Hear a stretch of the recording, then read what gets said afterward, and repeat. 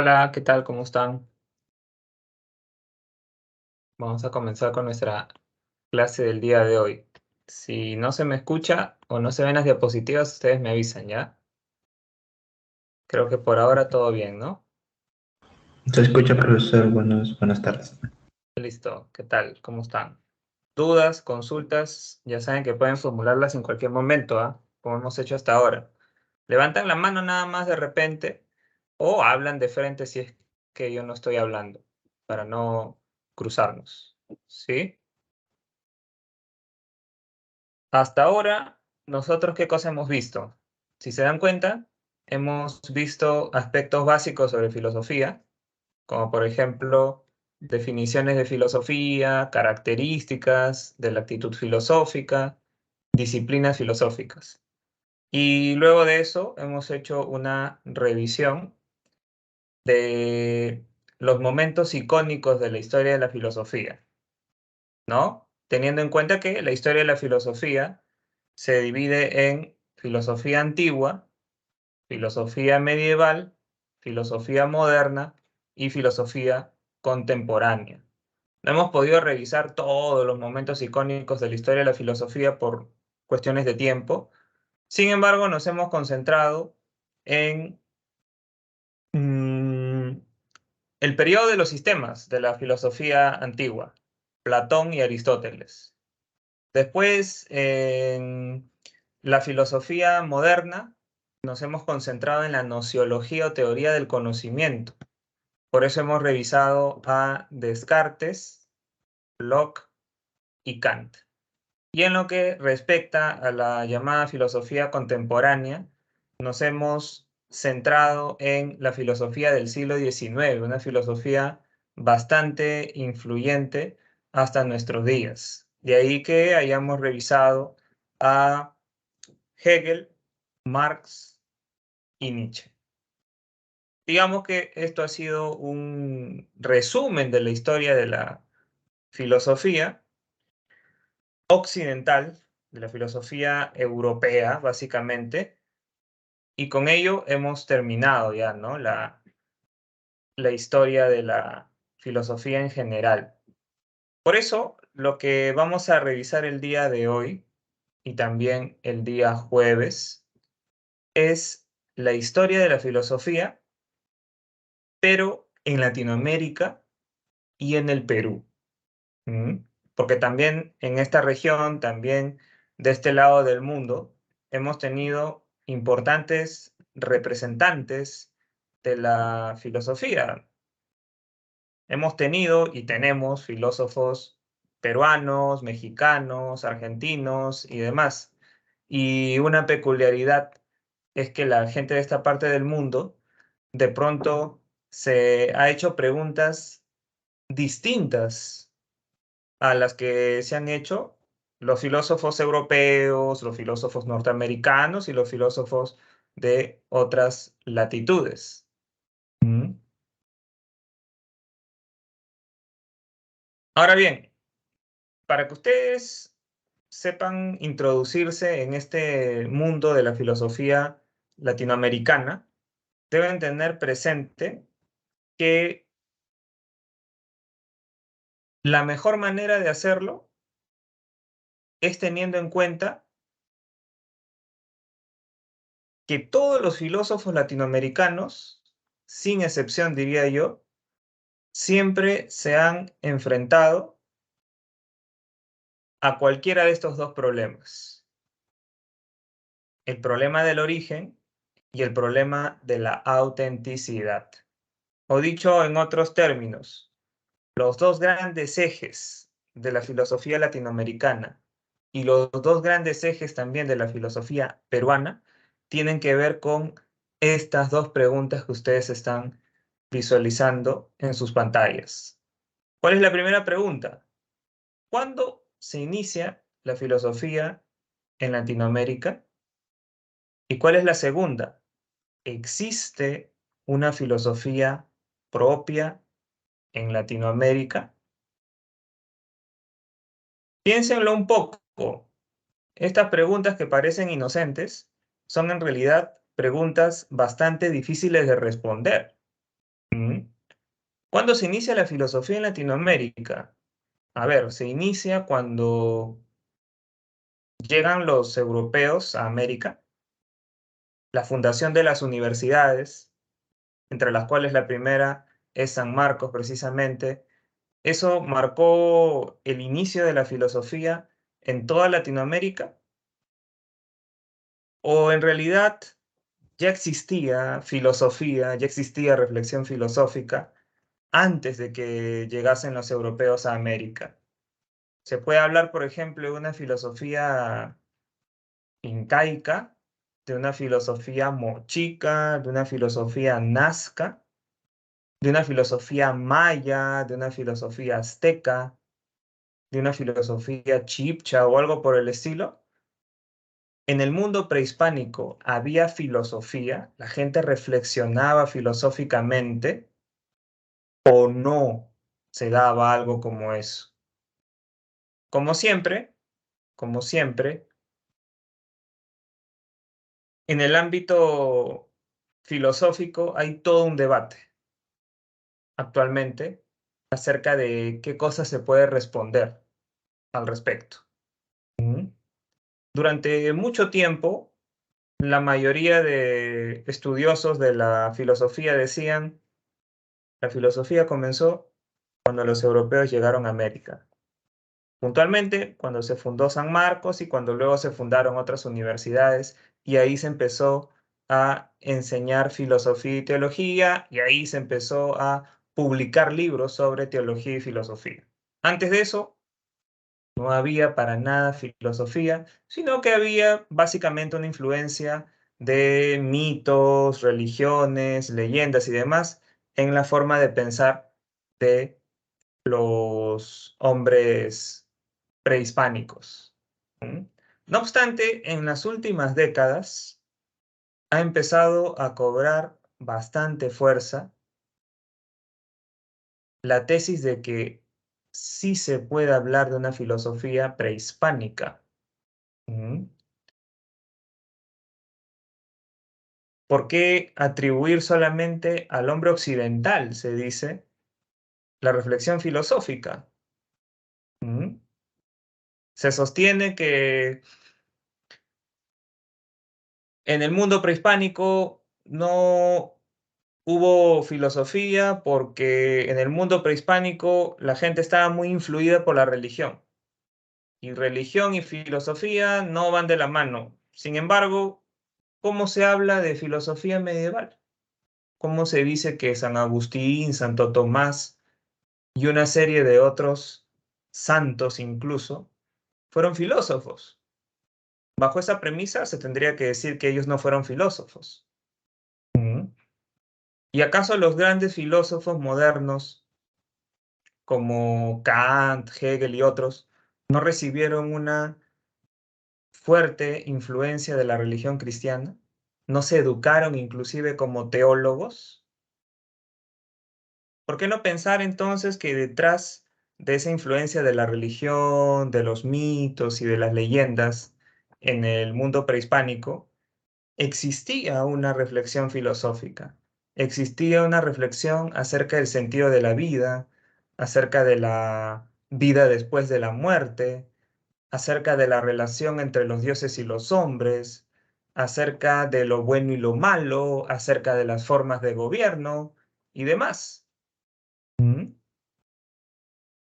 ¿Los mitos no encierran reflexión filosófica acaso? ¿Platón mismo no usó mitos en sus diálogos? ¿Por qué se ningunea los mitos? ¿Por qué se dice que las leyendas y construcciones legendarias de los antiguos americanos, de los antiguos peruanos, estaban del lado de la irracionalidad y no de la racionalidad? ¿Un mito no te puede llevar a la reflexión? ¿Mm? Los primeros filósofos griegos, como Tales, Anaximandro y tantos otros, no empezaron a hacerse preguntas precisamente en base a la lectura y revisión de la Ilíada, la Odisea y otros relatos de carácter fantástico, de carácter mitológico, ¿Se dan cuenta? Más o menos va por ahí la discusión. ¿Tú qué dices, Bianca? ¿Cómo ves el asunto?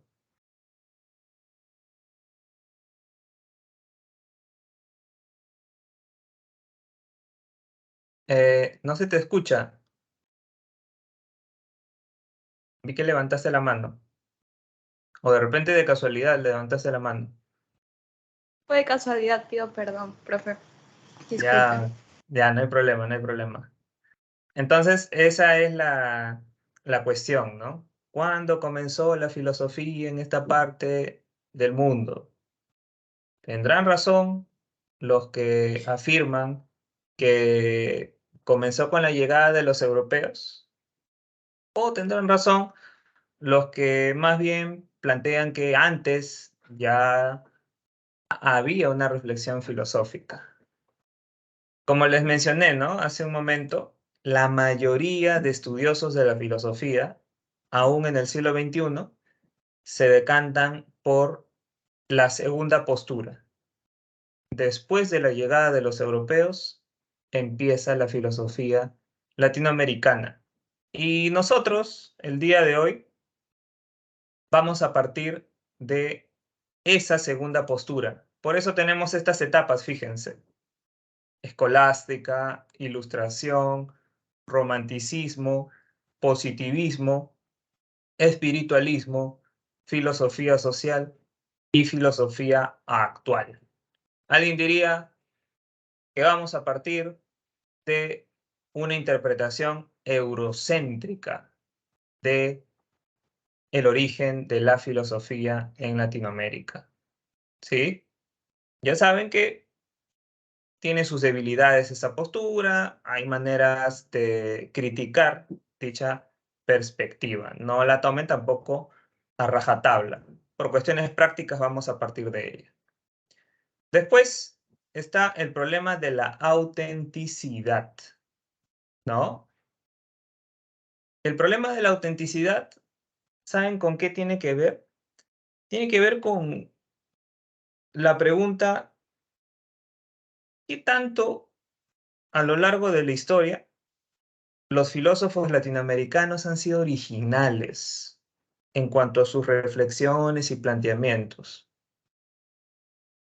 ¿No es más o menos evidente que los filósofos de esta parte del mundo se la han pasado copiando, calcando lo formulado por filósofos de Europa, de Estados Unidos y demás?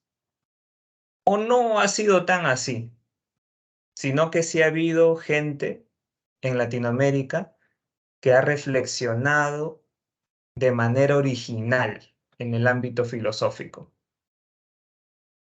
¿Hemos sido auténticos o no? Si hemos sido auténticos, significa que sí hay una filosofía latinoamericana en sentido estricto. Lo mismo una filosofía peruana. Si no hemos sido auténticos, implica que lo que hemos tenido hasta ahora ha sido una copia, ¿no? Una filosofía latinoamericana alienada, enajenada. Una filosofía latinoamericana que no tiene, por lo tanto, tanto valor como a veces creemos. ¿Mm? ¿Cuál de las dos posturas entonces es la que debemos nosotros admitir? Obviamente ahora no vamos a tomar una decisión al respecto, porque esta es una clase de presentación simplemente, pero les adelanto que la primera postura, la postura según la cual sí existe una filosofía latinoamericana original, auténtica, es la que encarna el filósofo mexicano Leopoldo Sea.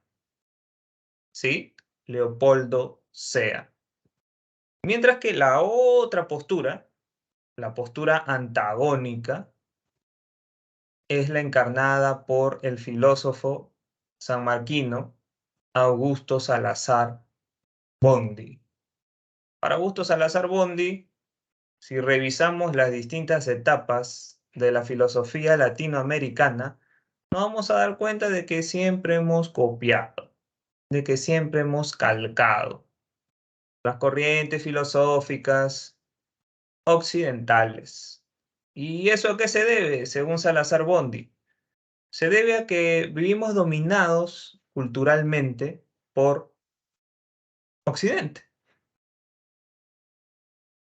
Esa dominación económica, política y militar que ejercen los países desarrollados, los países del primer mundo, sobre los países del tercer mundo, se expresa también en la cultura. ¿Mm? Se expresa también en las producciones culturales, no solo de filósofos, sino también de literatos, artistas, músicos, científicos y demás.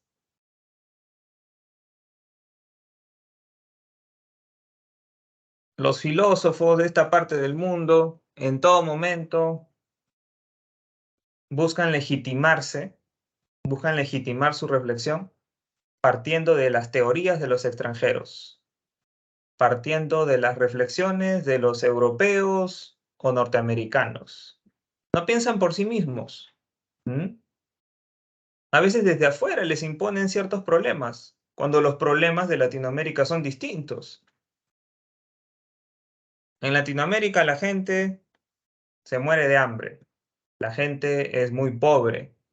No obstante, el filósofo latinoamericano, alienado, enajenado, porque quiere ser aceptado por Occidente, por las universidades más prestigiosas del mundo, reflexiona en función de lo que esas universidades le dicen, que es lo importante, lo relevante.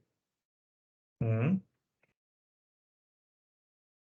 Mientras que no rompamos entonces, dice Salazar Bondi, con esa dominación de los países del llamado primer mundo sobre los países del tercer mundo, en lo económico, en lo político, en lo militar, no se desarrollará en nuestra región una filosofía verdaderamente original, sino que seguiremos copiando, calcando indefinidamente. ¿Se dan cuenta? Hay varias capas de dominación para Salazar Bondi, siendo la más importante la dominación económica de unos países sobre otros.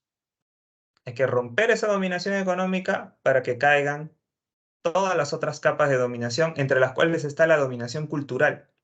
Y es esa dominación cultural la que produce que en esta parte del mundo los filósofos no hagan nada original en cuanto a reflexión hasta ahora.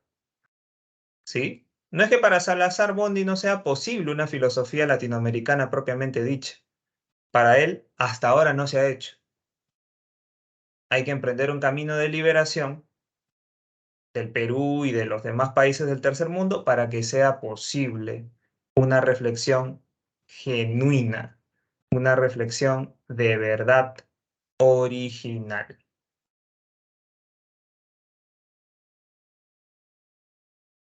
Esos son los dos problemas. Esos son los dos ejes de la filosofía latinoamericana y de la filosofía peruana, de forma más específica.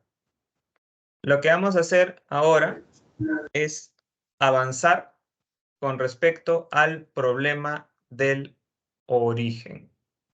¿Sí? Profesor, Sí, Eddie, coméntame. este, ¿qué filósofo dijo que sí existía una filosofía auténtica en Latinoamérica? Ah, Leopoldo Sea. Voy a escribirlo en el chat para que tengan el dato, ¿ya? Leopoldo Sea. Y el otro filósofo, ¿no?, del que hemos hablado el día de hoy es Augusto Salazar Bondi. Ujú.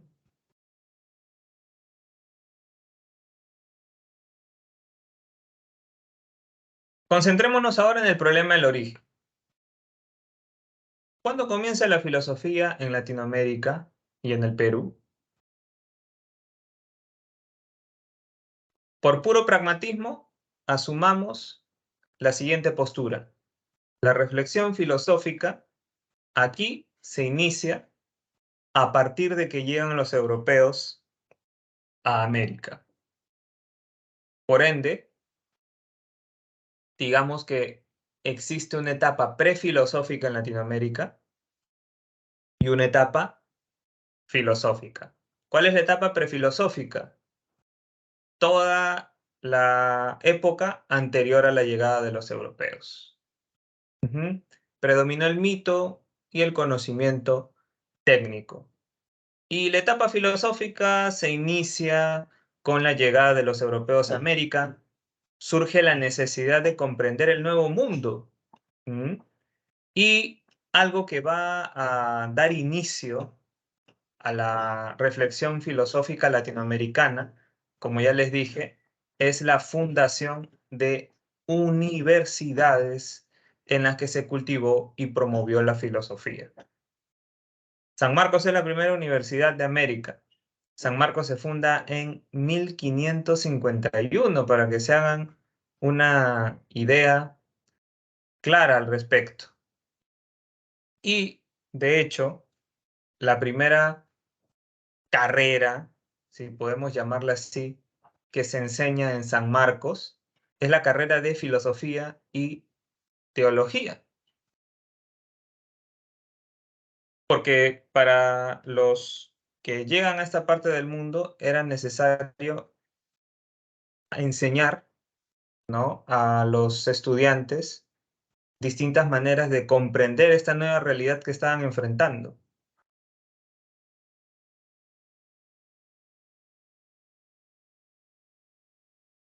Es así como podemos hablar de periodos de la etapa filosófica de nuestra filosofía. El primer periodo podemos denominarlo escolástica. ¿Desde qué siglo va la escolástica? La escolástica va desde el siglo XVI hasta el siglo XVIII, hasta mediados del siglo XVIII, 1750, 1760.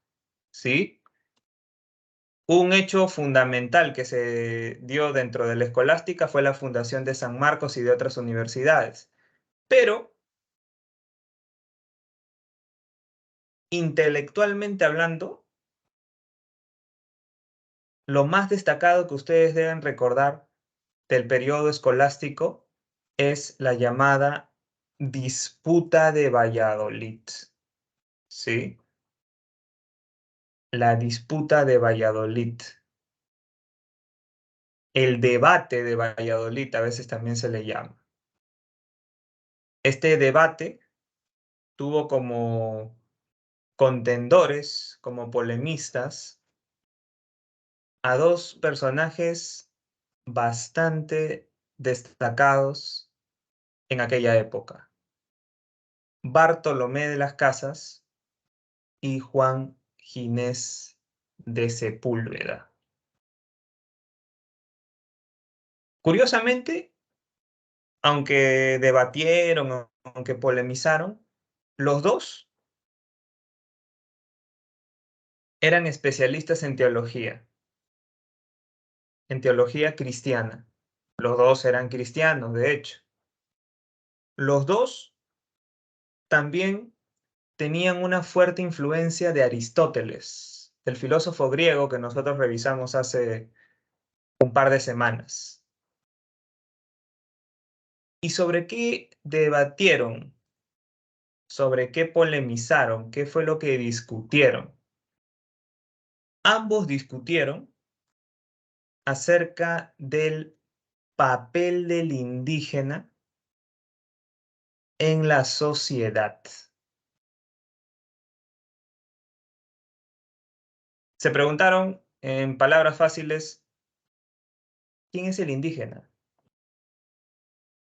El indígena con el que nos hemos topado nosotros los europeos, ¿es alguien igual a nosotros los europeos o es alguien distinto, o es alguien no solo distinto, sino inferior. ¿Mm? ¿Tenemos que considerarlo como un igual? Se preguntaron. ¿Tenemos que considerarlo como tan hijo de Dios como nosotros? ¿O resulta legítimo esclavizarlo, someterlo, dominarlo, porque por naturaleza tiene menos capacidad que nosotros? ¿Sí? Y de esta primera cuestión que van a abordar Bartolomé de las Casas y Juan Ginés de Sepúlveda, se va a derivar otra que puede resumirse así. ¿Está bien que les hagamos la guerra a los indígenas? ¿Es legítimo? ¿Es correcto? ¿Es bien visto por Dios esto que estamos haciendo los españoles? ¿O no debemos recurrir a la violencia para organizar, para regir, para gobernar a los indígenas?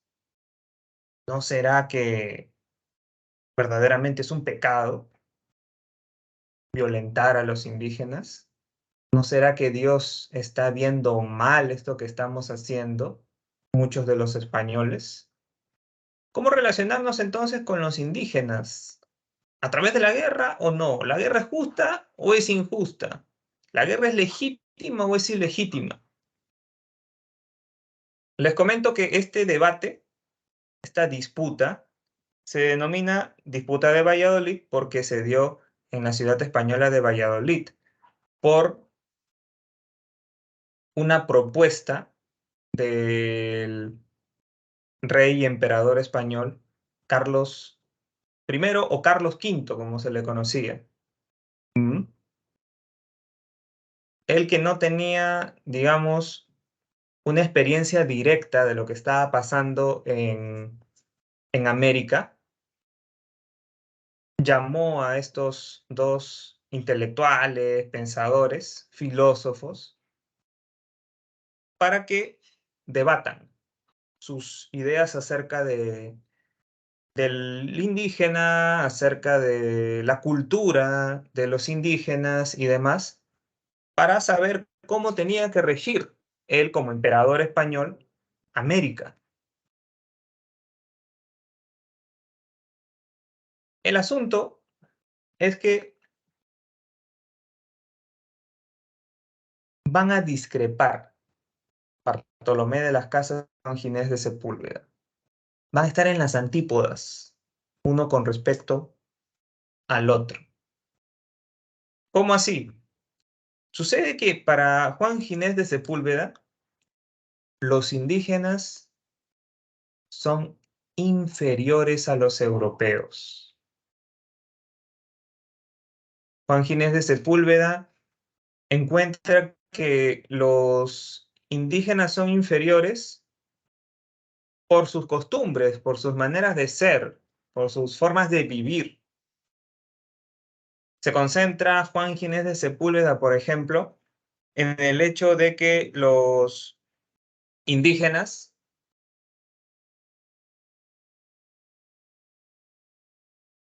en algunas tribus, en algunos pueblos, todavía realizaban sacrificios humanos.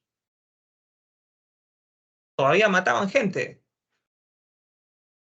para supuestamente congraciarse con sus dioses. Juan Ginés de Sepúlveda dice, eso los europeos lo hemos superado hace un montón de tiempo, hace siglos, y los indígenas todavía no lo superan. Todavía siguen sacrificando gente. Eso es barbarie, eso es irracionalidad.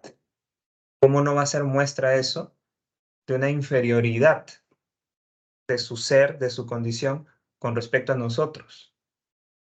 Y no solo eso, no solamente eso.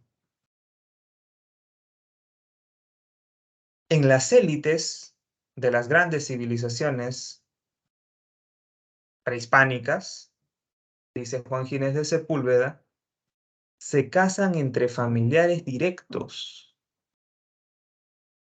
Se casan padres con hijos. Se casan entre primos hermanos. Y todo con el objetivo de mantener el poder dentro de la familia. Eso es aberrante. Eso es salvaje. Solamente los animales llevan a cabo esas acciones. Otra prueba más de la inferioridad de los indígenas. Otra prueba más de la inferioridad de los naturales de América. Y así por el estilo.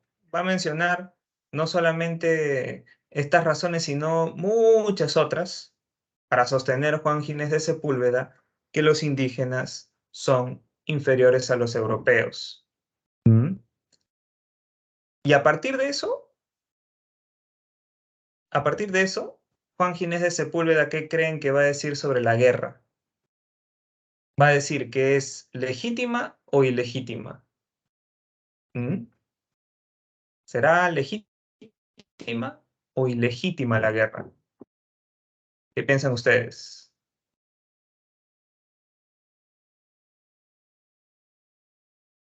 ¿Será válido el uso de la violencia contra los indígenas para Juan Ginés de Sepúlveda? Exacto, ¿no? De todas maneras, es legítima desde su punto de vista. ¿De qué otra manera vamos a organizar, a regir a los indígenas si no es por medio de la violencia? No entienden. No van a entender razones. No piensan como nosotros. Prueba de ello son sus costumbres, sus tradiciones, su forma de... Tiene que utilizarse la violencia de todas maneras. Es legítimo el uso de la fuerza.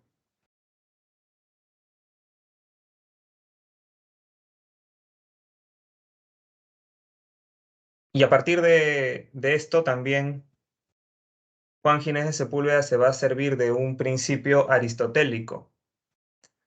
Unos hombres nacen para ser amos, otros hombres nacen para ser esclavos.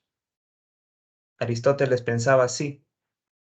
Unos nacen para ser libres, otros para estar sometidos. En el caso que estamos analizando, dice Juan Ginés de Sepúlveda, los europeos hemos nacido para ser libres. En cambio, los indígenas han nacido para ser esclavos, para ser siervos, para estar sometidos.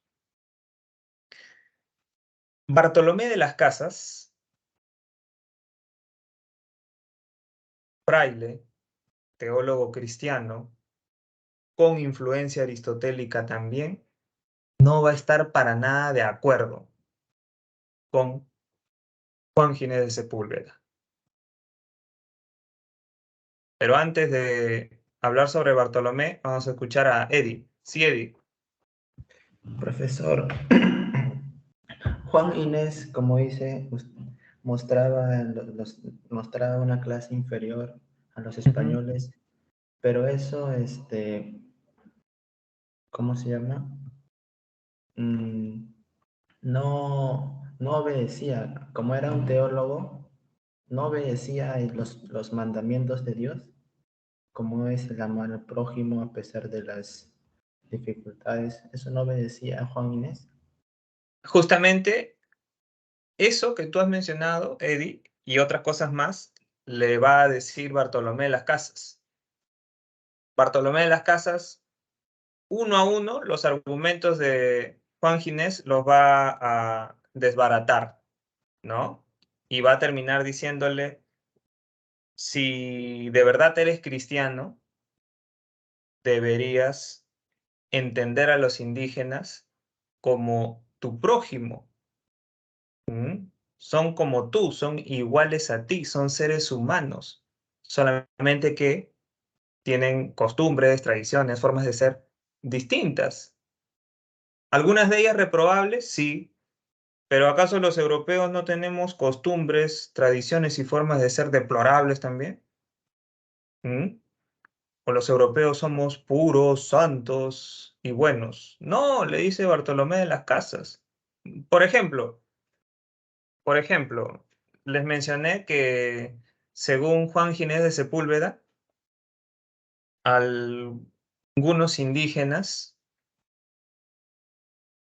sin duda son inferiores porque se casan entre hermanos, entre familiares directos. Las élites de los incas, de los mayas, de los aztecas, se casan entre hermanos, entre padres e hijos, entre primos, hermanos y demás. Juan Ginés de Sepúlveda ve eso como algo irracional, deplorable. Sin embargo, Bartolomé de las Casas hace la siguiente pregunta: ¿y los europeos no hacen lo mismo? Los nobles españoles, ingleses, holandeses, franceses y demás, ¿no se casan también entre sí? Y por eso mismo no hay un montón de casos reportados en la historia de malformaciones genéticas y cosas parecidas entre los nobles europeos. Ay, ¿no? Me imagino que ustedes deben saber más que yo al respecto por el curso de historia. ¿Mm? Reyes que nacen con malformaciones, reyes que mueren muy temprano por enfermedades que desarrollan debido a que, qué sé yo, pues sus padres eran hermanos o sus padres eran primos hermanos y demás. Obviamente no está bien eso, dice Bartolomé de las Casas. No está bien que hayan casamientos entre familiares directos, pero no les achaquemos eso solamente a los americanos, solamente a los indígenas, porque ese es un defecto que también tenemos los europeos. ¿Mm? Claro, eso, exactamente. Esa es la palabra, Elizabeth, la endogamia, ¿no? Ellos también practicaban la endogamia y la practicaban por las mismas razones por las que la practicaban los de las élites, mayas, aztecas, incas. ¿Mm?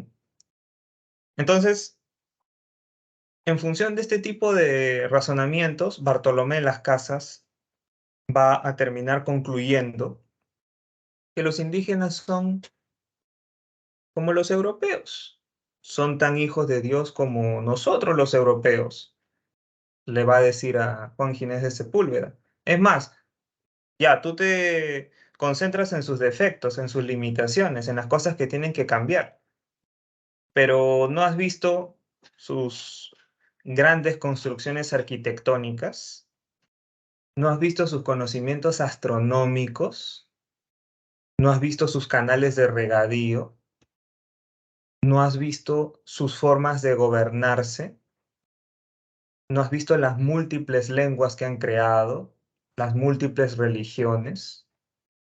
¿Mm? Incluso en muchos de estos rubros son superiores a nosotros los europeos. ¿Cómo vas a dar a entender que los indígenas no son más que salvajes, bárbaros? ¿Cómo vas a decir que no tienen civilización? ¿Qué hay de la cultura maya? ¿Qué hay de la cultura azteca? ¿Qué hay de la cultura inca? En todo caso, los indígenas son hermanos menores de los europeos, da a entender Bartolomé de las Casas. Hay que llevarlos por el buen camino, hay que mostrarles cuál es la verdadera religión, pero no a través de la dominación, no a través de la guerra, no a través de la violencia, sino a través de la educación, a través de razones, a través de argumentos.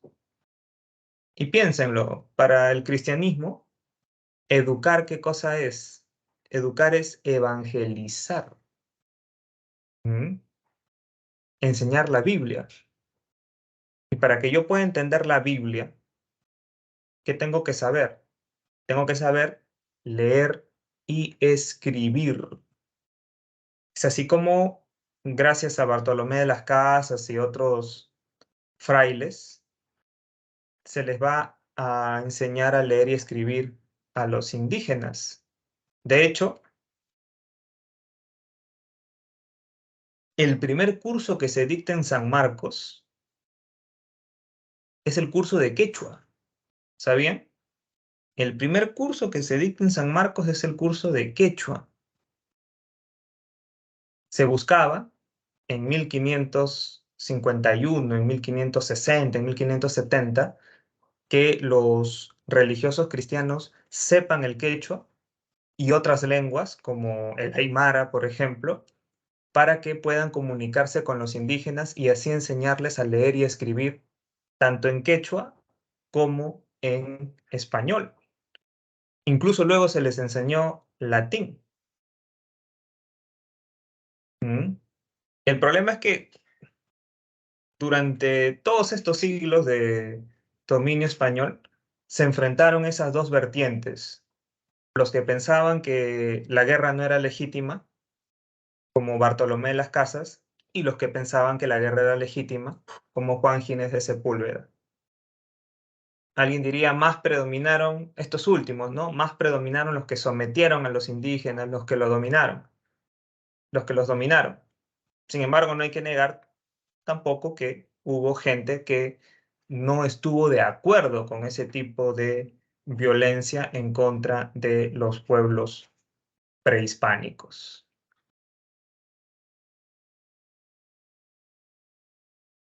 En eso consiste entonces la disputa de Valladolid, esta disputa entre Bartolomé de las Casas y Juan Ginés de Sepúlveda, que como ya les mencioné, es el capítulo más importante del periodo escolástico, ¿sí?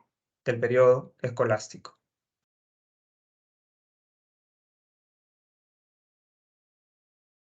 ¿Qué más? A ver, ¿qué más tenemos? Otro periodo que tenemos el día de hoy es el periodo ilustrado. La ilustración comenzó hacia mediados del siglo XVIII, ¿sí? 1750, 1760. Todos ustedes saben qué es la ilustración por historia, por literatura y por otros cursos que incluso han llevado en el colegio. La ilustración fue un movimiento intelectual, filosófico, científico y político a través del cual se buscó promover la búsqueda del saber por medio de la razón, el desarrollo científico, la realización de la libertad y la igualdad, entre otras cosas. La Ilustración tuvo como sus representantes europeos a Montesquieu, Voltaire, Diderot, Rousseau, e incluso algunos consideran que antes de estos intelectuales que he mencionado, se podría considerar también como ilustrados a Newton, a Locke, a Descartes y otros más, ¿no? Porque digamos que ellos prefiguraron lo que iba a ser la ilustración en el siglo XVIII. Nosotros hemos visto un gran ilustrado, me estaba olvidando de él. Nosotros hemos visto a Kant. Kant es uno de los filósofos más destacados de la ilustración alemana. Resulta que las ideas de todos estos ilustrados, tanto filósofos como científicos e intelectuales, llegaron a América, ¿sí? A través de las universidades como San Marcos.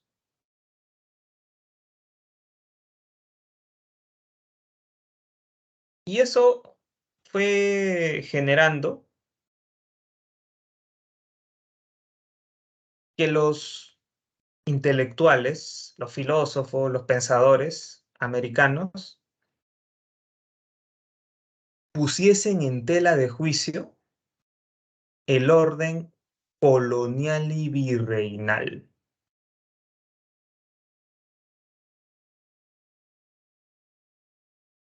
Empiezan a sospechar los pensadores y filósofos. Empiezan a preguntarse si continúa siendo necesario el mantenimiento de ese orden. ¿Qué tantos progresos estamos obteniendo los americanos, los que vivimos en esta parte del mundo, a partir de este dominio español? ¿Mm? ¿Qué tanto nos estamos beneficiando nosotros? ¿No hay otra manera de organizarnos? De hecho, los ilustrados nos dicen que sí hay otra manera. La república, el gobierno de la ley, el gobierno de la constitución. Un gobierno basado en una división del poder, no en una concentración del poder. Es más, hay que decirlo, las ideas de los ilustrados ya se habían realizado a través de la Revolución Francesa en 1789 y antes a través de la Revolución Americana en 1776. No eran entonces ideas en el aire, no eran ideas vagas, no eran ideas inventadas por algún filósofo o pensador sin nada que hacer por la vida, sino que ya habían encontrado una concreción, ya se habían llevado a la práctica.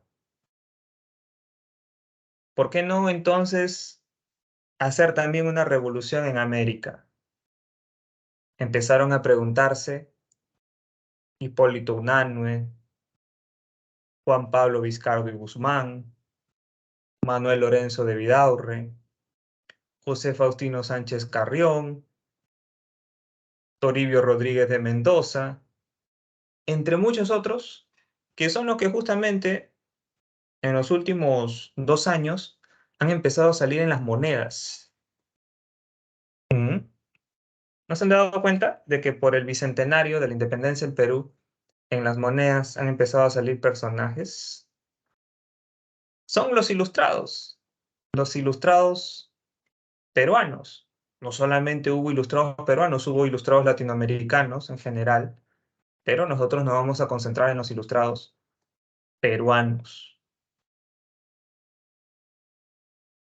Por ejemplo, un ilustrado peruano bastante destacado fue Juan Pablo Vizcardo y Guzmán.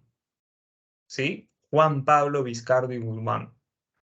Juan Pablo Vizcardo y Guzmán escribió un texto que se titula así: Carta a los españoles americanos. ¿Sí? Carta a los españoles americanos. Y en esta carta a los españoles americanos, como su nombre lo dice, Vizcardo hace un llamado a todos aquellos que habían nacido en América, pero tenían padres españoles. Y a aquellos que habían nacido de pronto en España, pero habían vivido prácticamente toda su existencia en esta parte del mundo. Les dice en pocas palabras, Vizcardo: olvídense de que son españoles. Ustedes ya no son españoles. Olvídense de la madre patria, de salvaguardar la metrópoli, de servir al rey español. Olvídense de todas esas tonterías. Ustedes son americanos. Ustedes forman parte de otro país. Ustedes forman parte de un gran país que es América, y de distintos países como Perú, Argentina, Chile y demás. Asúmanse como americanos y vean la manera de que América alcance la mayor prosperidad posible. ¿No se dan cuenta de que el Imperio Español hace todo lo posible porque no progrese América? ¿No se dan cuenta de que la mayor cantidad de ganancias que obtenemos por la explotación de recursos minerales y de otro tipo de recursos, no se dan cuenta de que la mayor cantidad de esa ganancia se va por medio de impuestos a España? Se va gran parte de esa ganancia a los bolsillos de los nobles españoles, a los bolsillos del rey español. Hay que cortar con eso. Hay que independizarnos. Hay que hacer la revolución en esta parte del mundo. Hay que hacerle la guerra a España y lograr la emancipación. Difícil, pero no imposible. Lo hicieron los norteamericanos en 1776. Los norteamericanos se liberaron de Inglaterra. Y ahora los norteamericanos están desarrollándose rápidamente, dice Vizcardo y Guzmán.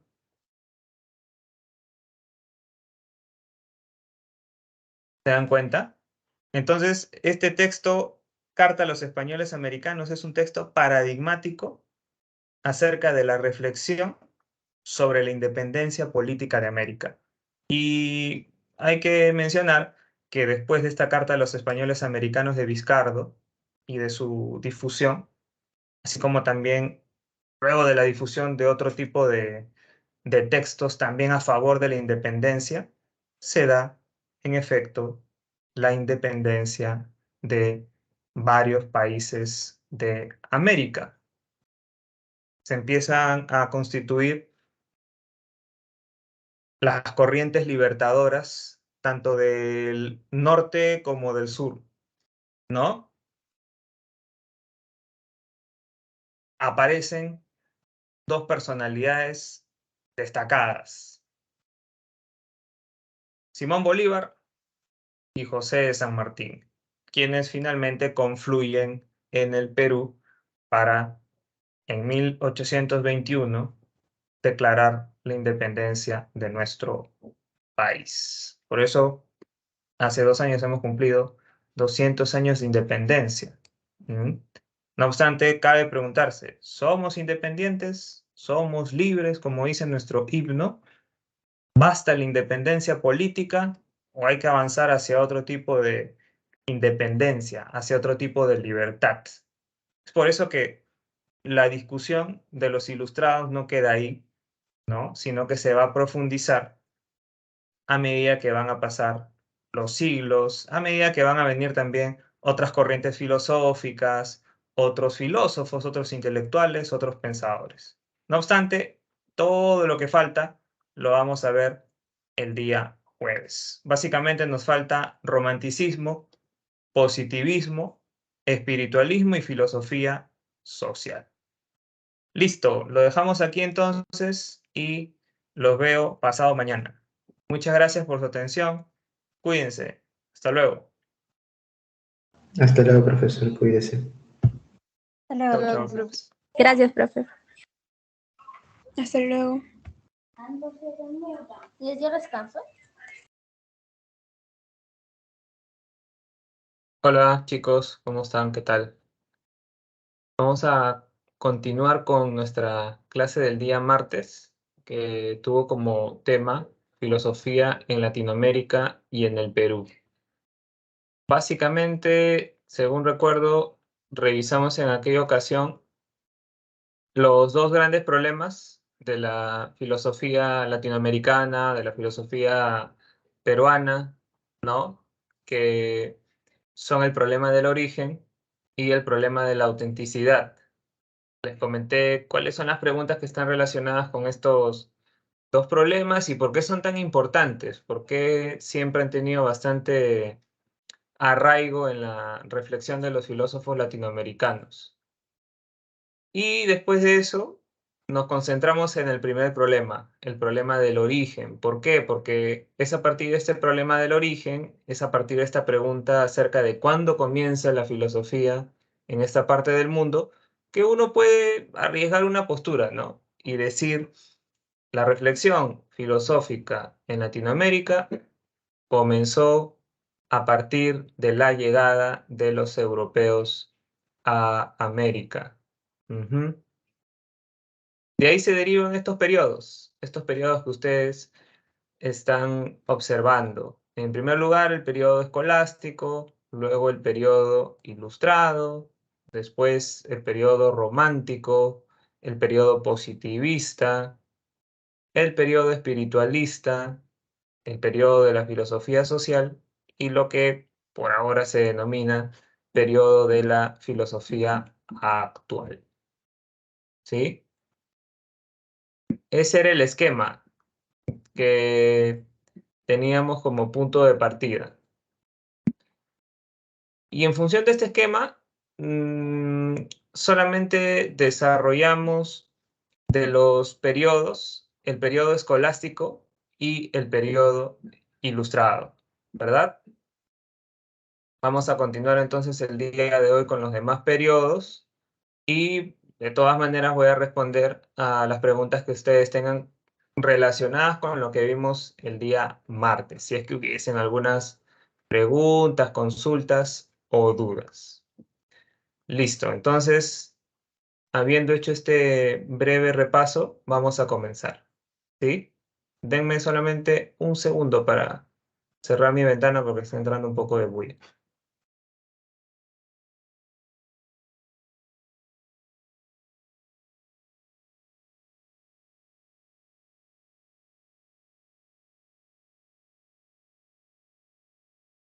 Listo, muy bien. Quizá algo que nos puede servir como apoyo para comenzar es retomar algunas ideas del periodo ilustrado. El periodo ilustrado, la ilustración si queremos, comienza más o menos en 1750, 1760, no solo en el Perú, sino en todos los países de Latinoamérica. ¿Mm? ¿Qué fue lo que reflexionaron los pensadores e intelectuales ilustrados? Reflexionaron acerca de qué cosa es exactamente el conocimiento. ¿Mm? Y además reflexionaron acerca de cómo se puede lograr la independencia o libertad de los individuos y de las naciones. Al fin y al cabo, precisamente por eso eran ilustrados, ¿no? Reflexionaban acerca de cosas similares a las que tenían en cuenta Kant, Rousseau, Diderot, Voltaire, entre otros filósofos ilustrados. ¿Mm? Representantes de la ilustración, peruana al menos, para concentrarnos en lo que pasó en nuestro país. Hipólito Unanue, José Faustino Sánchez Carrión, Manuel Lorenzo de Vidaurre, Juan Pablo Vizcardo y Guzmán, entre otros. Y ya si queremos hablar de incluso políticos y militares latinoamericanos que tuvieron bastante influencia en el Perú y en otros países latinoamericanos, de hecho que tenemos que mencionar a San Martín y Bolívar. San Martín y Bolívar llevaron a cabo las dos corrientes libertadoras, ¿cierto? La corriente libertadora del sur y la corriente liberadora del norte, las cuales fueron las que al fin y al cabo permitieron la independencia de Chile, Argentina, Colombia y finalmente Perú en 1821. En 1821 el Perú se vuelve independiente con respecto a el Imperio Español. ¿Mm? Pasan los años, pasan los años Y los intelectuales, pensadores y filósofos peruanos van a empezar a preocuparse porque se van a dar cuenta de que no es tan fácil instalar una república en un país como el nuestro. Pasar de una monarquía a una república no es algo sencillo. ¿Mm? Romper con la esclavitud, con la servidumbre, con la dominación económica del hombre por el hombre, crear instituciones democráticas para que la mayoría de gente pueda participar, hacer que confluyan distintas razas pensando en un mismo objetivo, ¿no? La raza negra, la raza indígena, la raza blanca, etcétera.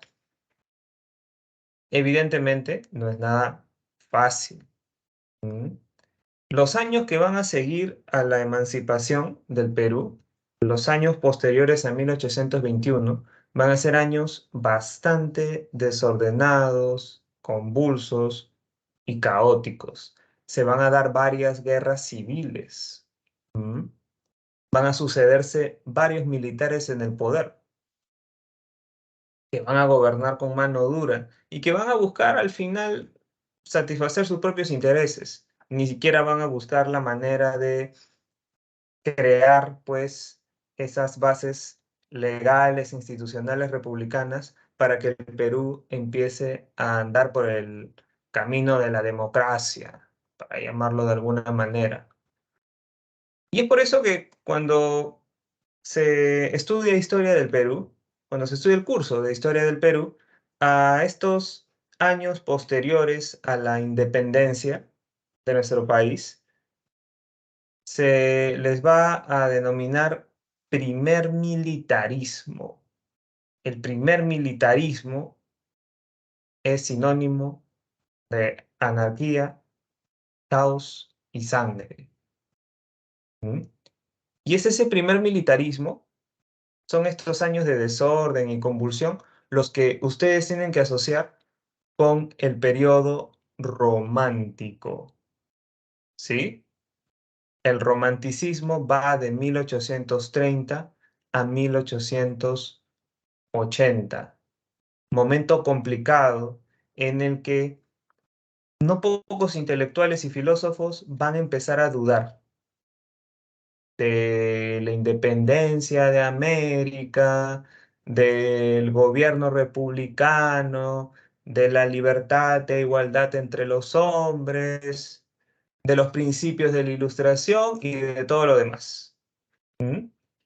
Gente incluso que había luchado por la independencia del Perú va a caer, digamos, en cierto pesimismo, ¿sí? Por este motivo, nosotros podemos resumir al romanticismo en función de la siguiente pregunta. ¿Cuál es el destino de América? Esa fue la gran preocupación de los intelectuales y filósofos de estos años. ¿Hacia dónde está yendo América? ¿Hacia dónde está yendo particularmente Perú, Argentina, Colombia, Chile y demás? ¿Mm? ¿Habrán hecho lo correcto los americanos? ¿Habremos hecho lo correcto los americanos al independizarnos de España? ¿O es que pensándolo bien, teniendo en cuenta todo lo que está pasando ahora, cometimos un error y debemos hacer lo posible porque los españoles vuelvan a gobernarnos? ¿O será que los españoles son los únicos capacitados para ordenar América, para regirla? ¿Qué hacemos? ¿Nos mantenemos luchando por la república, por la libertad y la igualdad, por los principios ilustrados o retrocedemos? o volvemos a lo que éramos antes, llamando previamente a los españoles para que arreglen este desbarajuste que nosotros mismos los americanos hemos generado? ¿Sí? Esas son las preguntas que se van a hacer los filósofos e intelectuales de este periodo romántico. Por eso, fíjense, van a generarse dos bandos intelectuales. Por un lado, vamos a tener a los conservadores y por otro lado vamos a tener a los liberales o republicanos. En otras palabras, por un lado vamos a tener a los pesimistas, a los que ya van a empezar a ver con malos ojos la independencia, la república, la democracia, la libertad, la igualdad, la ilustración y demás. Y por otra parte vamos a tener a los que van a insistir con eso.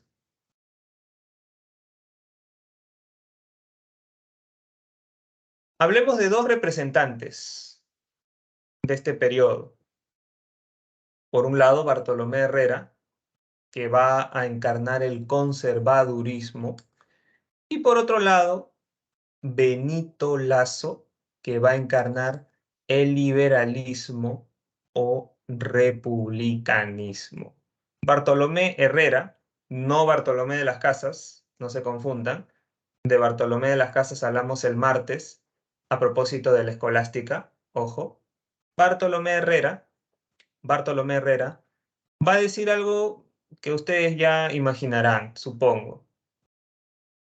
Los españoles tienen que retomar el poder sobre América.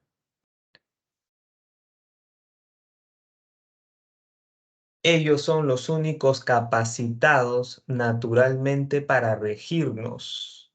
Los americanos no tenemos la capacidad para autogobernarnos. ¿Prueba de ello qué es? La anarquía, desorden y caos en el que vivimos ahora. La sucesión de tantos militares en el poder. No se mantienen en el poder estos militares. No llegan a ordenar nada, sino que duran unos meses, un año como máximo, y vienen otros. Y esto parece que es algo de nunca acabar. Hay que hacer lo posible, afirma Bartolomé Herrera, para que la nobleza española, el rey de España, vuelva a regir América. Es más, no solo es que esto resulta útil, no es solamente que es lo mejor, lo más correcto, lo que más nos conviene, sino que es parte del plan de Dios. La providencia divina quiere que el rey de España nos gobierne. Por eso que han sido tantos siglos de gobierno español. Nosotros los americanos, al independizarnos, lo que hemos hecho es contravenir los designios divinos. En términos sencillos, hemos pecado también. No solamente hemos realizado una acción tonta, temeraria, perjudicial, sino que hasta hemos pecado en tanto que hemos ido en contra del plan que tenía Dios para nosotros. Él había planeado que los españoles nos gobiernen y nosotros hemos hecho a un lado ese plan. Tenemos que corregirnos entonces cuanto antes. ¿Mm? Los españoles han nacido para gobernarnos. Nosotros tenemos que ser sus súbditos, sus gobernados. Siempre tienen que gobernar los más inteligentes, los más capacitados, afirma Bartolomé Herrera. Esto de la democracia, la república y el liberalismo es una farsa, una estupidez, no tiene ningún sentido. ¿Mm?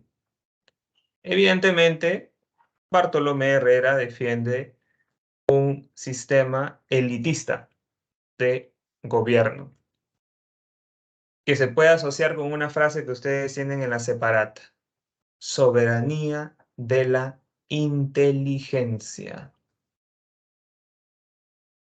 En cambio, Benito Lazo y otros republicanos y liberales, pese a todas las dificultades que está atravesando el Perú y que están atravesando también otros países de América, se mantiene firme con que la república es la mejor forma de gobierno. Benito Lazo, para que se ubiquen mejor, sigue defendiendo los principios de la Ilustración. ¿Mm? Benito Lazo piensa que el único soberano político es el pueblo. No hay que pensar que el soberano es el más inteligente, no hay que pensar que los soberanos son los más inteligentes. El poder político recae en absolutamente todos los que conforman el pueblo. ¿Mm? Sin ese respaldo popular no hay Estado, no hay ley, no hay constitución, no hay nada. Es más, Benito Lazo se apoya en la Declaración de Independencia del mismo San Martín.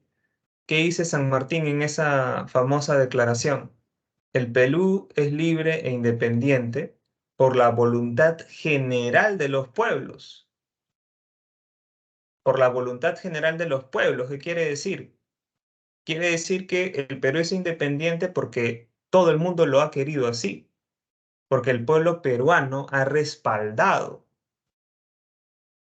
esa declaración de independencia, esa emancipación. ¿Mm? El Perú no es independiente porque San Martín lo quiso así y San Martín tiene legitimidad por ser el más inteligente de todos. No, afirma Benito Lazo. Todos deben tener la posibilidad de participar en política. Todos deben tener la posibilidad de cambiar la situación del país. Vivimos en una república democrática en la que todos tienen voz y voto. Fíjense que a propósito del romanticismo, hay un dato interesante.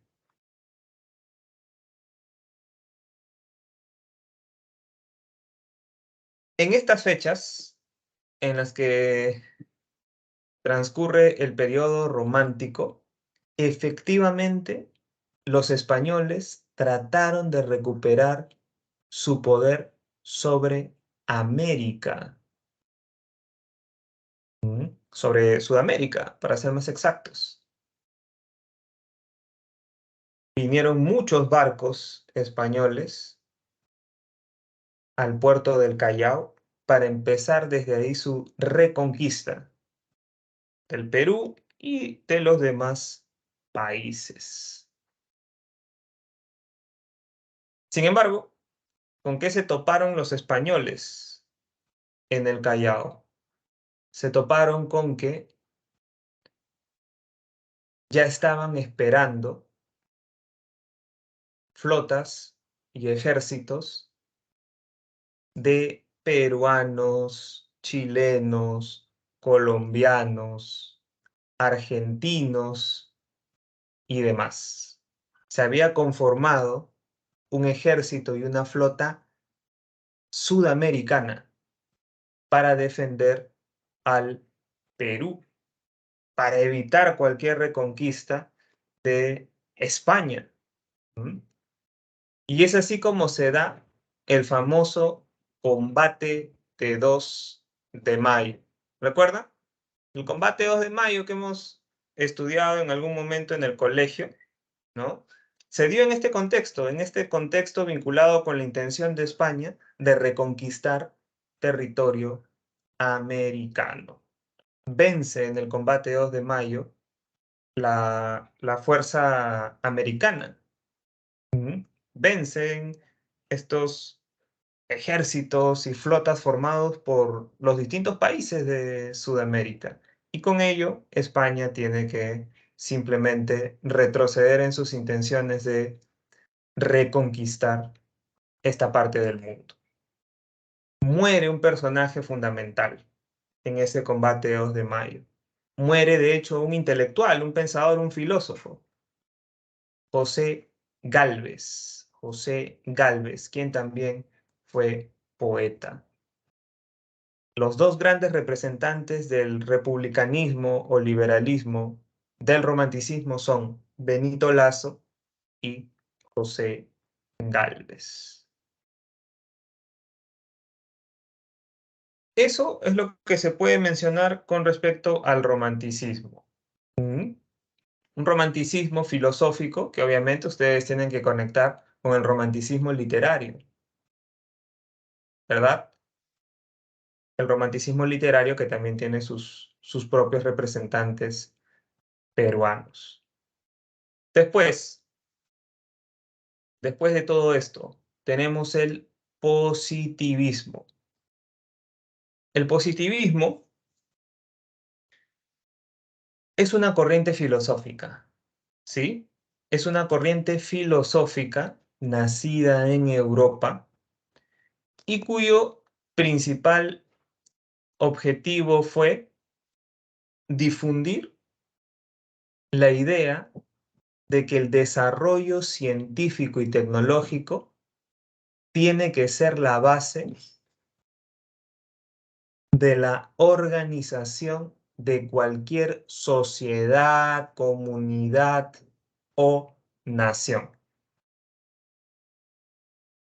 Por si acaso, el positivismo no tiene nada que ver con ser positivo, con ser optimista o con toda esta cháchara que nos venden los libros de autoayuda. No tiene nada que ver con eso.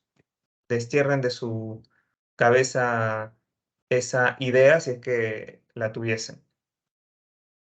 Positivismo es una corriente filosófica, ¿no? Y si se llama así, es porque para su fundador, Augusto Comte, filósofo francés del siglo XIX, toda investigación filosófica, científica, lo que fuere, tiene que partir de hechos positivos. ¿Cuáles son los hechos positivos? Los hechos que se pueden experimentar, los hechos que se pueden corroborar a través de nuestros sentidos. Son hechos positivos porque son efectivamente así. Son hechos indudables, incuestionables. No hay que partir, pues, según Augusto Comte, de abstracciones, de imaginaciones, de ficciones de nuestra mente. Partamos del mundo de los hechos, partamos de lo que experimentamos. Esa debe ser nuestra base para seguir alcanzando conocimientos de distinto tipo. Esto suena a algo de sentido común, ¿no? Hay que partir de los hechos, hay que partir de las observaciones. Pero pónganse a pensar que no todos los filósofos han partido de ese sentido común.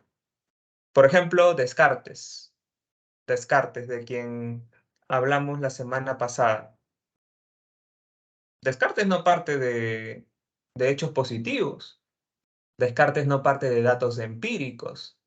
Descartes no parte de la observación, más bien duda de la observación. ¿Recuerdan? Descartes, ¿de qué parte? Parte de todo aquello que transcurre en su mente, en su intelecto, en su razón. Contra ese tipo de filósofo es que está luchando Augusto Comte como fundador del positivismo. ¿Mm? De hecho, Augusto Comte pensaba que la historia de la humanidad ha atravesado por 3 estadios, ¿no? Que al mismo tiempo son los estadios de la mente humana. En primera instancia podemos hablar de un estadio teológico o ficticio. En este estadio, lo común es que la gente se explique la realidad en función de fuerzas sobrenaturales, dioses, diosas, seres fantásticos y demás. Si el ser humano progresa en su forma de comprender el universo, va a abandonar este estadio teológico ficticio y va a alcanzar un estadio metafísico o abstracto. Ya no va a recurrir a dioses, diosas, seres fantásticos y demás para explicar aquello difícil de explicar. Pero sí va a recurrir el ser humano, dice Comte, a conceptos o abstracciones de carácter filosófico. Por ejemplo, la teoría de las ideas de Platón, la teoría de Hegel en torno a lo absoluto, en torno al espíritu absoluto, y así por el estilo.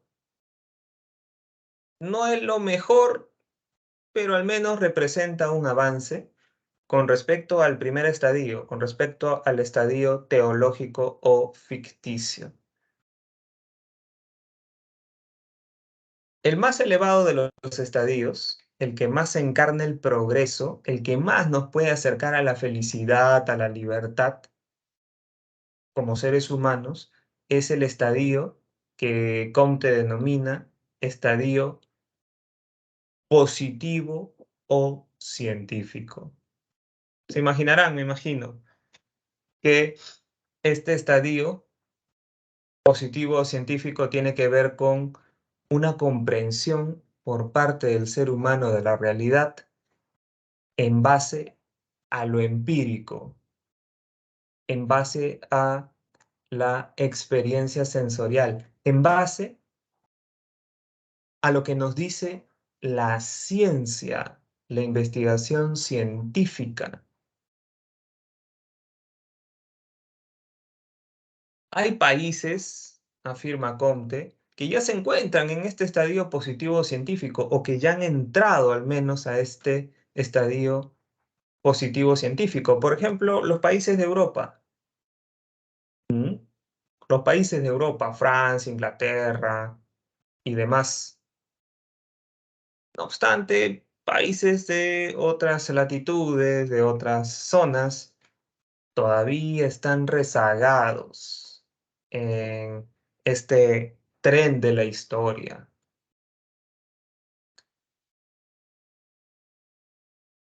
En pocas palabras, entonces, esto es lo que nos plantea el positivismo como corriente filosófica nacida en Europa durante el siglo XIX. Representante del positivismo, insisto, Augusto Comte. Otro representante, Herbert Spencer. ¿Sí? Herbert Spencer, quien desarrolló un positivismo asociado con la teoría evolucionista. Una teoría evolucionista que, por cierto, Spencer desarrolló independientemente de la teoría evolucionista planteada por Charles Darwin en El origen de las especies. ¿Cómo aterrizamos todo esto? Al Perú, a Latinoamérica. Resulta que así como a Latinoamérica, al Perú, llegaron la Ilustración, el republicanismo, el liberalismo, el romanticismo y demás, también llegó el positivismo. Llegaron las ideas de Comte y sobre todo de Spencer. ¿Mm? ¿Y qué filósofo particularmente va a recoger aquí en el Perú esas ideas para comprender la realidad peruana? Manuel González Prada, de quien me imagino habrán escuchado hablar en algún momento. Por ejemplo, en literatura se ve Manuel González Prada, porque Manuel González Prada no fue solamente un filósofo, fue también un literato. además de filósofo y literato, fue un insigne político. De ahí que cuando se ve historia del Perú en general, también se revisen algunas cosas de este personaje tan decisivo en nuestra historia. ¿Mm?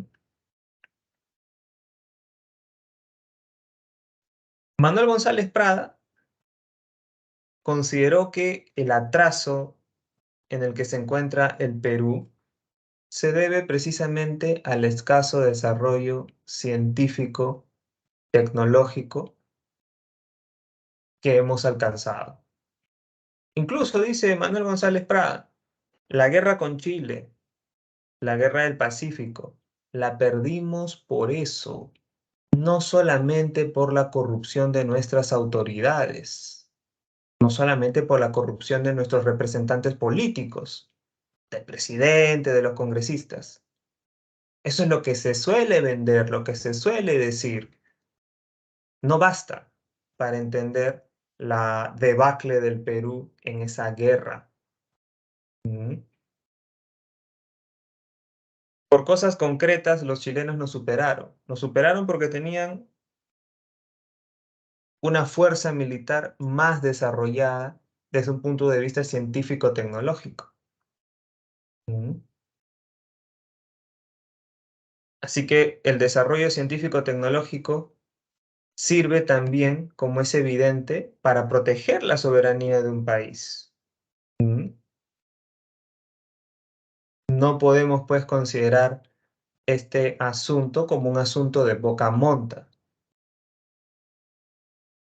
Va a criticar entonces Manuel González Prada cómo es que hasta ese momento no se había reformado la educación en clave científico-tecnológica, en el discurso en el Politeama y en muchos otros discursos, ensayos y artículos que él va a escribir, va a poner el dedo, va a señalar críticamente el tipo de educación que se tiene en el Perú. Una educación, dice él, religiosa, moralista y abstracta. Desde un punto de vista educativo y desde muchos otros puntos de vista, los peruanos todavía estamos anclados en el estadio teológico ficticio, como diría Augusto Comte. Por eso, la mayor cantidad de egresados de las universidades son abogados, literatos, escritores, intelectuales y demás. En aquella época, siglo XIX, ahora eso no pasa, ¿no? La mayoría de egresados de las universidades, dice Manuel González Prada, deberían ser pues ingenieros, físicos, biólogos, químicos y demás gente que tiene como punto de partida un conocimiento del mundo de los hechos. Lo que se requiere para cambiar el país son precisamente ingenieros y científicos. Hay que reformar entonces la educación. Hay que alejarla de la influencia de la teología, de la religión y de esa filosofía sumamente abstracta que no lleva al progreso nacional.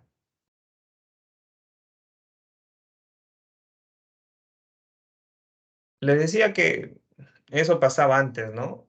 La mayoría de egresados eran de letras, de sociales, de derecho y demás. Ahora no pasa eso. Ahora más egresan de ingeniería, de ciencias hasta cierto punto, pero egresan pues de universidades mediocres, ¿no? Así que al final no sirve mucho eso para que el país progrese. Ni siquiera egresan de ciencias en sentido estricto. Básicamente egresan de ingenierías, ¿m? Ya que lo que vivimos en nuestro país es un olvido de las ciencias básicas. de la matemática, la biología, la química, la física, a tal punto de que hay universidades que incluso se denominan así, ¿no? Universidades Ciencias Aplicadas, como si las ciencias básicas no importasen para nada. Ese no era el mensaje de González Prada. El mensaje de González Prada tenía que ver con una preocupación por las ciencias aplicadas y también por las ciencias básicas. Algo que también hay que mencionar con respecto a Manuel González Prada es que él va a lanzar una denuncia pública. Va a decir, nos estamos olvidando de los indios, nos estamos olvidando de la masa indígena. Democracia, república, libertad e igualdad entre los hombres. ¿Pero de qué libertad e igualdad entre los hombres me hablan? Si los indígenas viven sometidos, si los indígenas viven dominados, si no se ha llevado ni el más mínimo desarrollo al llamado interior del país. Y por eso muchos indígenas tienen que venir a Lima. Y no es que aquí encuentren todo en Lima, sino que aquí también son sometidos, vejados, humillados, discriminados, etc. De acuerdo con lo que luego va a decir José Carlos Mariátegui, Manuel González Prada es uno de los primeros filósofos, si no el primero, en exponer el problema del indio. ¿Cuál es el papel que tiene que cumplir el indio dentro de la República Peruana? ¿Qué reformas, qué transformaciones, qué cambios tienen que hacerse para que las masas indígenas puedan desarrollarse, puedan progresar, puedan alcanzar de verdad la libertad y la igualdad? Y González Prada va a ser muy fino porque González Prada no va a decir, si los indígenas son pobres es porque quieren ser pobres, que es algo que en nuestros días se dice, ¿no? Hay gente estúpida que piensa que la pobreza tiene su origen en que la gente quiere ser pobre. Si eres pobre porque quieres, ¿no? Es un supuesto argumento que defienden algunos. O atribuyen la pobreza a la raza de la persona, ¿no? Si es pobre es porque es cholo, porque es serrano, porque es negro, etc. Y en la época de González Prada también pasaba algo similar, ¿no? Había gente que decía, los indígenas son pobres porque sus costumbres y tradiciones son corruptas.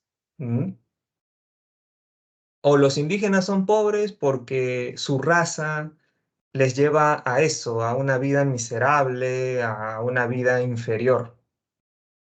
O los indígenas son pobres porque simplemente les falta alfabetizarse.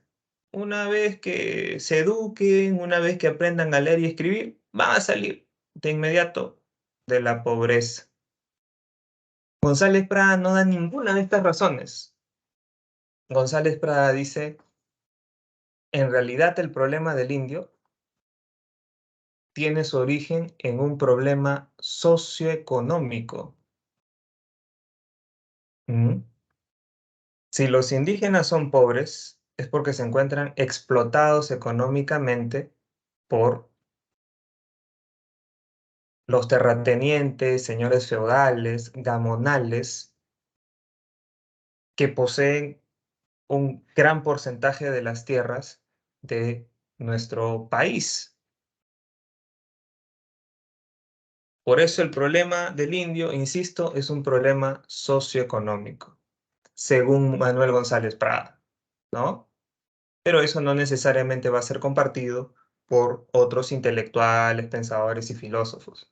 Por ejemplo, Clemente Palma, quien fue no solamente un intelectual, sino también un literato. El hijo de Ricardo Palma El hijo de Ricardo Palma pensaba que el problema del indio era un problema racial. Su raza es una raza cansada, una raza milenaria, una raza que ya no da para más. Y por eso son pobres, por eso son borrachos, por eso no hacen las cosas que deben hacer. Por eso no progresan. Otro intelectual, filósofo, Pedro Zulem, va a enfatizar bastante en el factor educativo, ¿no? Como el motivo principal por el cual los indígenas no logran ese desarrollo tan esperado, tan ansiado. Fíjense que esa frase que está en la diapositiva resume muy bien el pensamiento de Manuel González Prada. Dice, nuestra forma de gobierno se reduce a una gran mentira, porque no merece llamarse república democrática a un estado en que 2 o 3 millones de individuos viven fuera de la ley. Ujú. En ese entonces, la masa indígena estaba conformada por 2 o 3 millones de individuos que no tenían ni libertad ni igualdad, pese a lo que decía la Constitución, ¿no? La Constitución decía, todos los seres humanos en el Perú son libres e iguales, pero eso valía, digamos, para cierto sector del Perú, no para la mayoría de peruanos que, como les decía, vivían pues sometidos por estas condiciones de carácter semifeudal, de carácter semifeudal. Ahí tienen algunas imágenes que pueden servir simplemente para que recuerden los rostros de estos pensadores, intelectuales y filósofos de los que estamos hablando el día de hoy. Bartolomé Las Casas, Juan Ginés de Sepúlveda, Vizcardo, Rodríguez de Mendoza, Sánchez Carrión, Lazo, Herrera y González Prada, de quien acabamos de hablar. Por último tenemos espiritualismo, filosofía social y filosofía actual. El espiritualismo. El espiritualismo.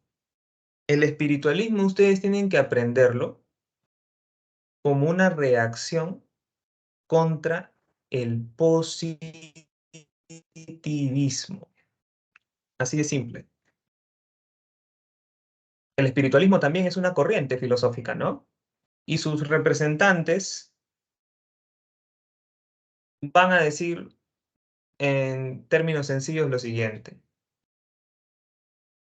No solo de pan vive el hombre, para utilizar una frase un tanto trillada. No solo de pan vive el hombre. El ser humano no solamente es materia.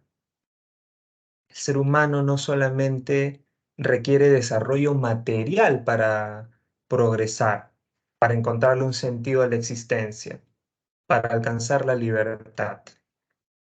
Esto de que el desarrollo científico, tecnológico es la clave para que el Perú y para que Latinoamérica salgan del subdesarrollo y el atraso para alcanzar así la ansiada libertad y felicidad, no es correcto. El ser humano tiene una dimensión espiritual, una dimensión espiritual que no se puede reducir a una realidad física. No somos simplemente animales.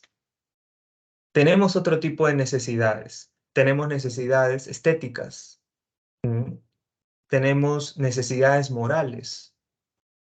¿Y por qué no? Tenemos necesidades religiosas, van a decir los espiritualistas.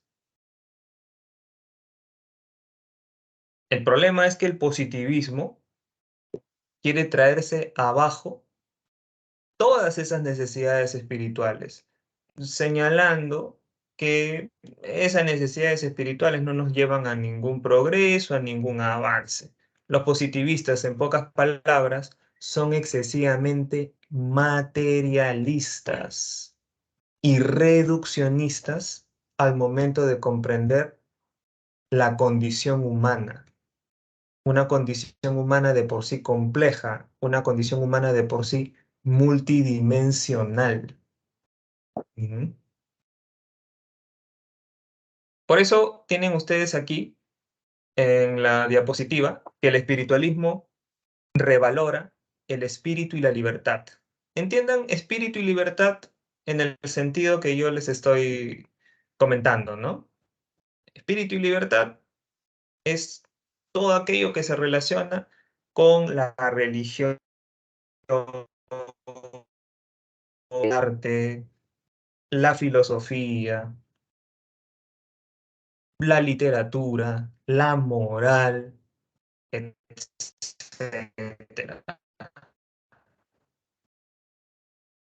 Representantes del espiritualismo en el Perú son Alejandro Deustua y Víctor Andrés Belaúnde. Alejandro Deustua, por ejemplo, va a señalar lo siguiente. El gran problema del Perú es la corrupción. El gran problema del Perú es la corrupción.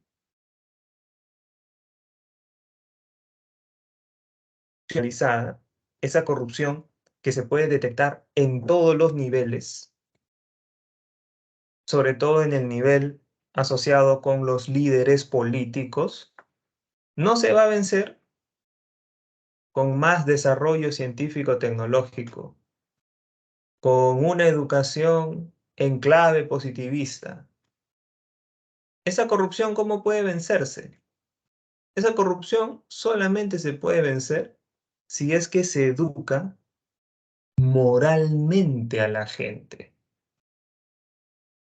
Por eso son tan importantes las disciplinas del espíritu, las artes, la literatura, la religión, la moral, la historia y demás. Esas disciplinas sirven para infundir valores. ¿Mm? Y no es necesario que infundamos esos valores en todos los peruanos, dice Deustua. Sobre todo hay que preocuparnos por formar a los futuros líderes del país. Hay que preocuparnos por formar, va a decir Deustua, a los sanmarquinos. ¿Mm? Suponiendo que los sanmarquinos pueden ejercer cierta influencia política, social y demás en el Perú, tienen que ser formados de manera especial. En ellos se tienen que infundir ciertos valores morales, ¿no? No se les puede dejar, pues, eh, a un lado. Propone entonces Alejandro Deusua una educación cívico-moral anclada en ciertos futuros líderes.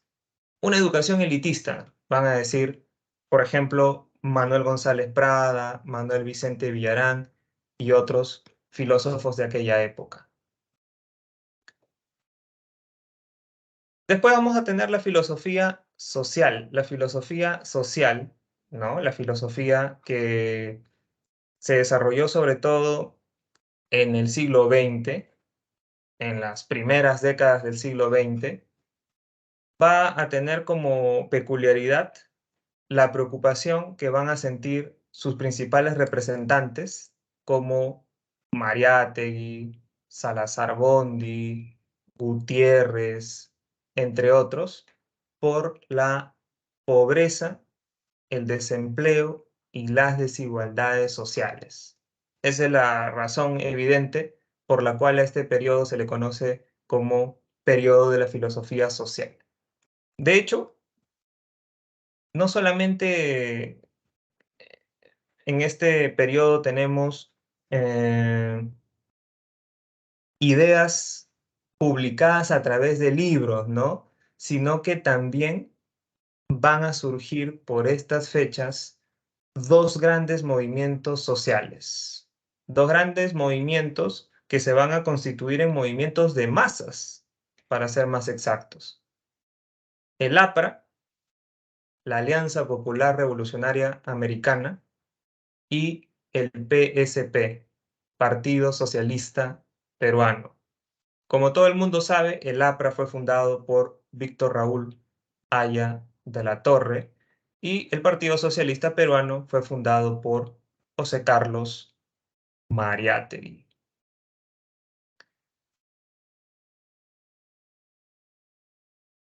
Tiempo después va a desarrollarse la filosofía de la liberación, de la que pudimos hablar nosotros el día martes, a propósito de Augusto Salazar Bondy. ¿Recuerdan?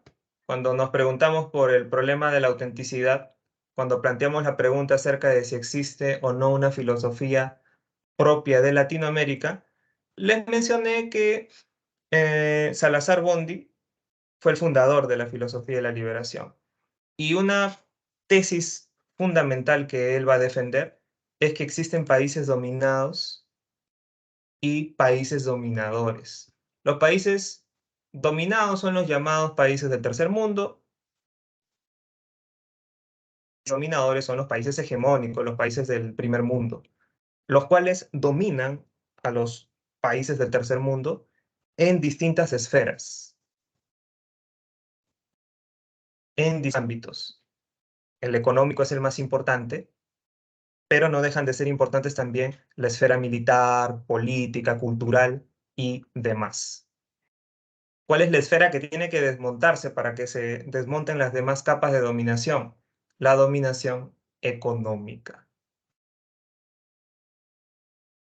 Y también está la teología de la liberación de Gustavo Gutiérrez, que es un desarrollo del cristianismo en clave social, ¿no? Para Gustavo Gutiérrez, el cristianismo no solamente debe reducirse a rezar o asistir a la iglesia, sino que debe también implicar un compromiso social activo por parte de los feligreses para cambiar la situación del país, para cambiar la situación del mundo, con miras a que no hayan más pobres, más desempleados, más personas que vivan en la miseria.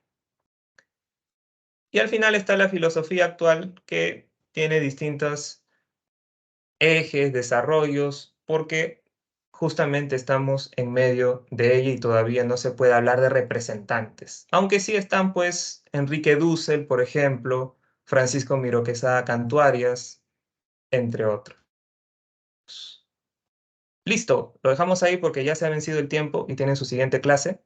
Estas son las claves de la evaluación y nos vemos la próxima semana. Muchas gracias, cuídense. Hasta luego. Hasta luego, profesor. Cuídese. Hasta luego, profesor.